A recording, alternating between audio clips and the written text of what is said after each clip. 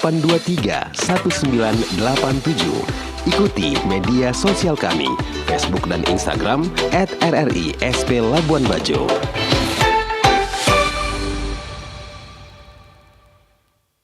Pro 1.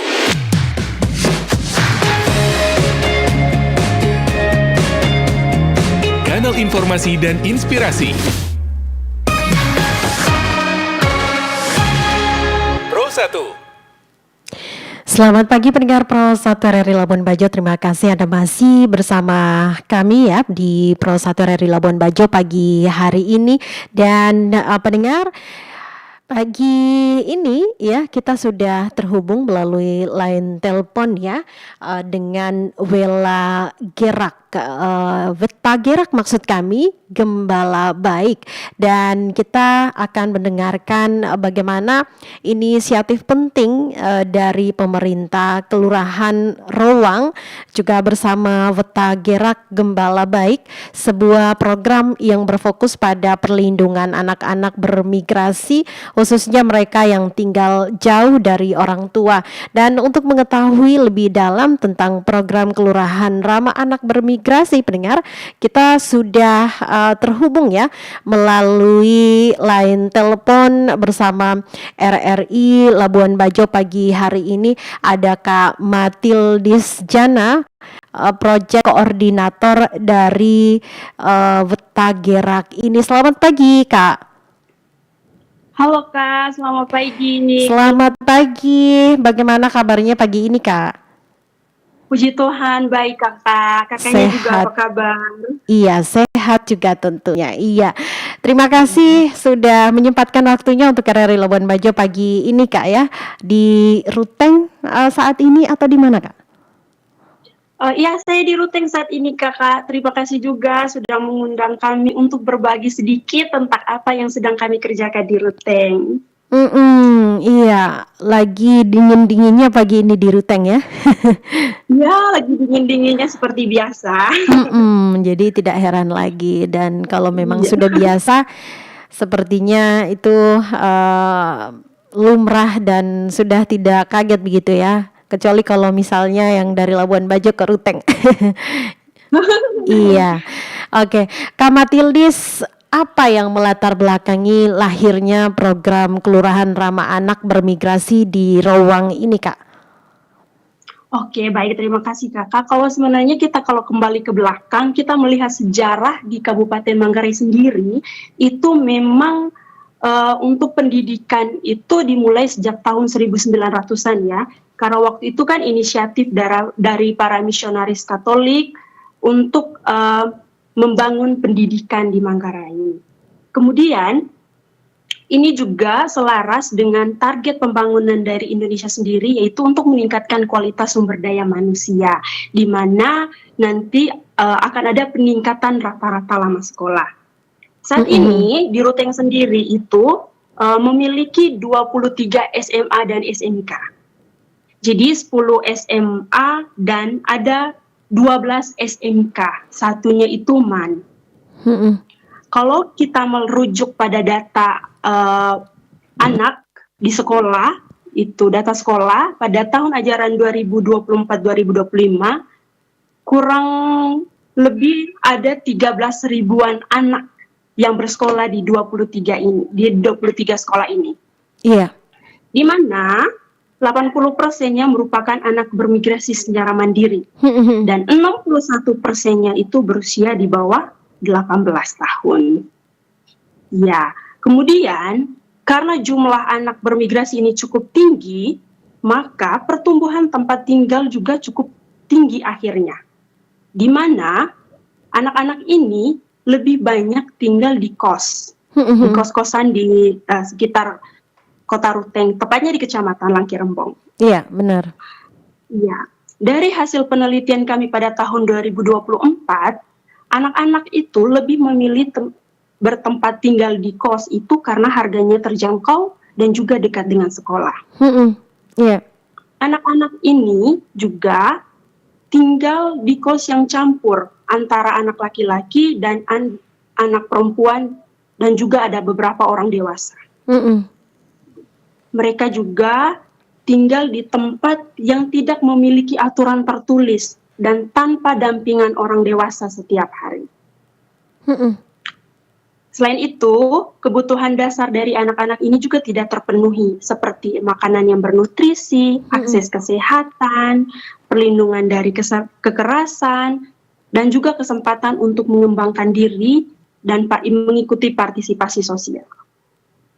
Oke. Seperti yang dimuat dalam berita bahwa memang 70% anak-anak mengalami kekerasan, tapi mereka takut untuk melaporkan. Dan dari sekolah maupun instansi pemerintah juga tidak mendata keberadaan tempat tinggal dari adik-adik ini. Sehingga kami membutuhkan sistem pelindungan anak yang berbasis komunitas di wilayah tempat mereka tinggal. Dan di sini munculnya peran pemerintah yang bisa mendukung sistem perlindungan ini yang diwakili oleh pemerintahan Kelurahan Rowang. Dan sekedar informasi, Kelurahan Rowang itu merupakan salah satu kelurahan yang menyumbang jumlah anak bermigrasi dari hasil penelitian kami itu sebanyak 16%, dan dari data dari Dinas P3A Kabupaten Manggarai, di Kelurahan Rowang terdapat 287 kamar kos. Ya, sehingga menjadi daerah yang ideal bagi kami untuk menjalankan program ini, Kak. Iya, baik. Anggota dari komunitas Wetagerak ya, ini ada berapa orang, Kak? Kami hanya 4 orang, Kak. Ada 2 suster dan juga ada 2 awam. Iya. Oke, jadi totalnya ada 6 begitu kayak, Kak? Tidak, kami hanya ada 4, Kak. Ada 2 awam, dan ada 2 suster. Iya. Iya. Akhirnya kemudian manfaat apa yang paling diharapkan dapat dirasakan langsung begitu oleh anak-anak dan juga masyarakat kemudian, Kak Matildis? Oke, Kak. Sebenarnya manfaat yang memang kami ingin capai yaitu anak-anak itu bisa mendapatkan lingkungan yang aman dan nyaman, kemudian resiko dari perilaku beresikonya juga bisa diatasi sejak dini, kemudian minimal anak-anak itu bisa mengetahui hak apa saja sih yang sebenarnya melekat pada diri mereka. Kemudian bagi masyarakat sendiri, ini kami harapannya bisa membangun lingkungan yang lebih aman dan juga tertib, di mana mekanisme pencegahan kekerasan sejak dini sudah dilakukan. Jadi masyarakat bisa tahu, anak-anak juga bisa tahu kemana mereka harus melapor ketika mereka mengalami kekerasan. Gitu. Iya, baik. Bentuk kolaborasi seperti apa akhirnya, Kak Matildis, yang dibangun antara Wetagerak ini dan juga pemerintah kelurahan dan pemilik kos juga begitu ya, Kak Matildis? Oh iya, Kak. Sebenarnya hal konkret yang memang saat ini sedang kami kembangkan yaitu pertama itu kami menyediakan layanan pengaduan yang namanya e-respon, itu Rowang Responsif Pengaduan Online dan Nyata, yang dapat diakses dengan mudah oleh anak-anak atau masyarakat di Kelurahan Rowang. Jadi mereka tinggal scan barcode, dan barcode-nya ini itu juga sudah kami sebarkan di 7 RT RW yang ada di Kelurahan Rowang. Jadi setiap kos-kosan itu memiliki layanan e-respon ini, sehingga mereka bisa melaporkan ketika mengalami kekerasan atau mengalami hal yang tidak menyenangkan di area wilayah Kelurahan Rowang. Kemudian kami juga mencoba untuk membangun tata kelola kos atau asrama yang ramah anak. Dan puji Tuhan bahwa Kelurahan Rowang itu sudah memiliki peraturan untuk kos-kosan sebelum kami mengembangkan program ini. Walaupun ini masih sangat umum ya, Kak, belum spesifik untuk anak-anak, tapi ini menjadi langkah awal yang sangat baik menurut kami. Kemudian kami juga membuat format pendataan penghuni kos, anak maupun dewasa di Kelurahan Rowang, sehingga data yang dimiliki oleh Kelurahan Rowang terintegrasi nantinya dengan sekolah di mana tempat anak-anak ini menempuh pendidikan. Kemudian ada juga penguatan kapasitas yang tidak hanya diberikan kepada anak, tetapi juga pemilik kos. Mungkin bisa dijelaskan Kak Matildis bagaimana mekanisme pendataan dan juga pengawasan bagi anak-anak yang tinggal jauh dari keluarga di Ruteng di Kabupaten Manggarai ini lebih detail begitu. Oke, memang karena tadi seperti yang saya sampaikan di awalnya itu memang belum ada pendataan sama sekali, Kak. Sehingga kami berinisiatif untuk mengembangkan format pendataan, di mana format pendataan ini masih secara manual. Di dalamnya berisi tentang identitas anak, identitas orang tua, alamat sekolahnya, kemudian alamat tinggalnya di Kelurahan Rowang. Jadi kami harap bahwa setiap kos-kosan yang ada di Rowang, begitupun asrama, memiliki identitas dengan alamat yang jelas, sehingga mudah kami pantau nanti dari kelurahan.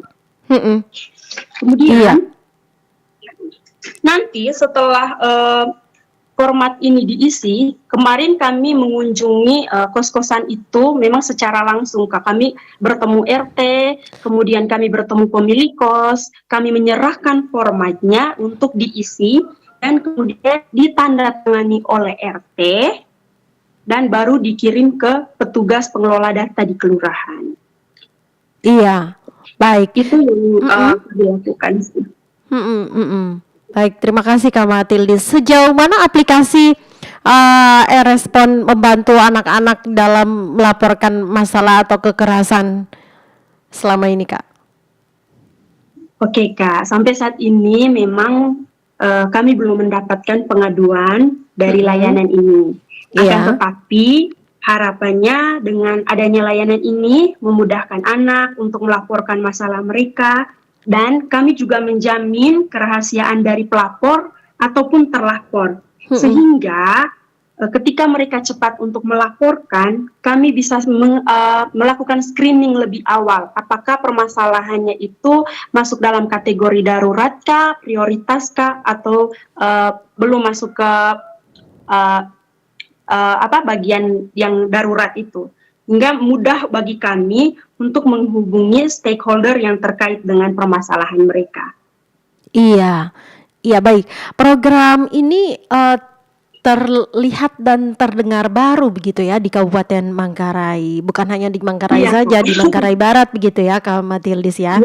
Iya, setelah saya menyimak begitu penjelasan dari Kak Matildis tadi, dan maupun kita melihat beberapa informasi yang beredar beberapa hari terakhir. Kak Matildis, ada tidak tantangan yang dihadapi dalam upaya mempromosikan lingkungan aman bagi anak migran ini begitu di Kabupaten Manggarai? Oh, tantangan itu tentunya pasti ada, Kak. Yang pertama itu sumber daya manusia, baik dari kami maupun juga dari kelurahan.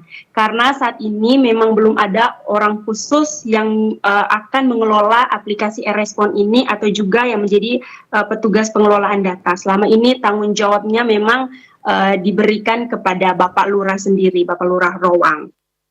Jadi harapannya ya nanti semoga ada petugas khusus untuk mengelola aplikasi ini. Kemudian belum ada standar minimum tempat tinggal yang ramah bagi anak, baik itu dari pemerintah sendiri.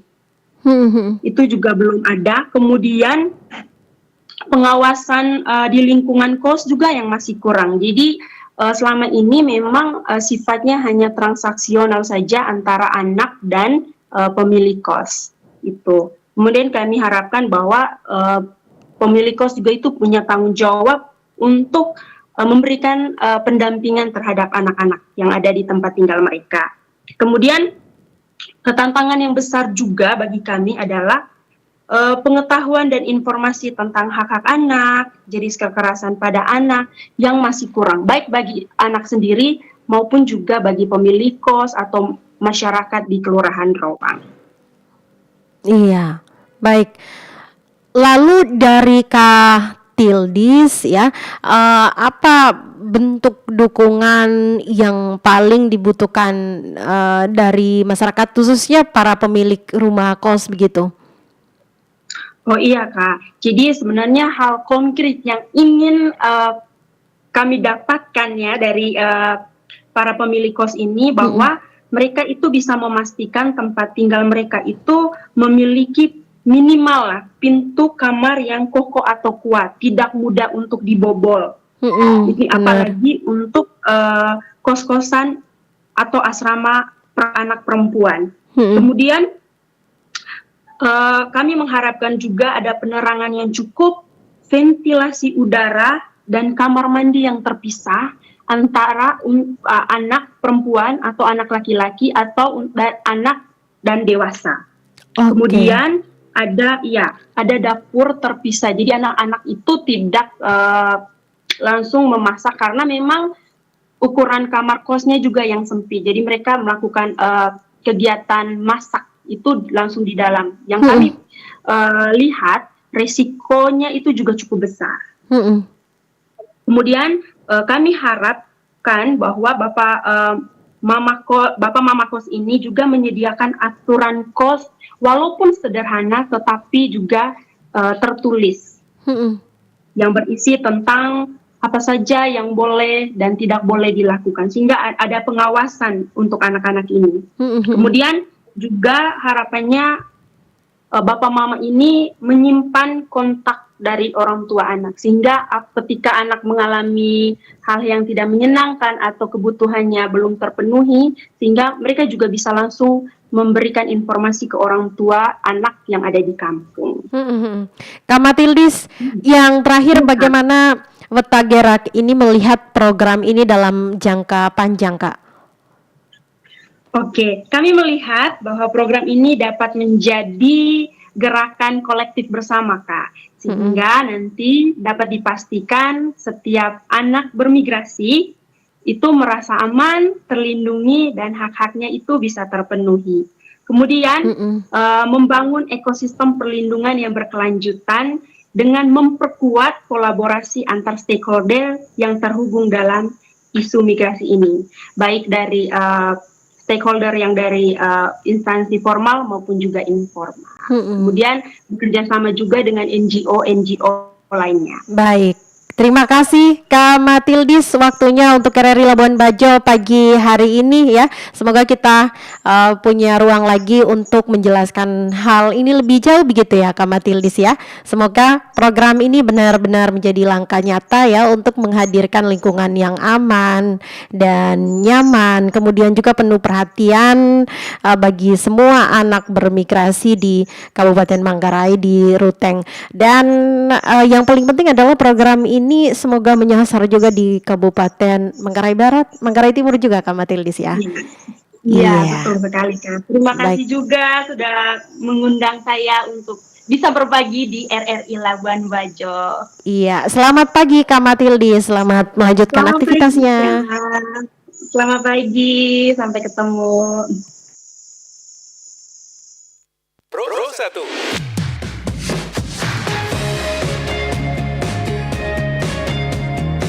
Kanal informasi dan inspirasi. Kita produser terbesar dunia, tetapi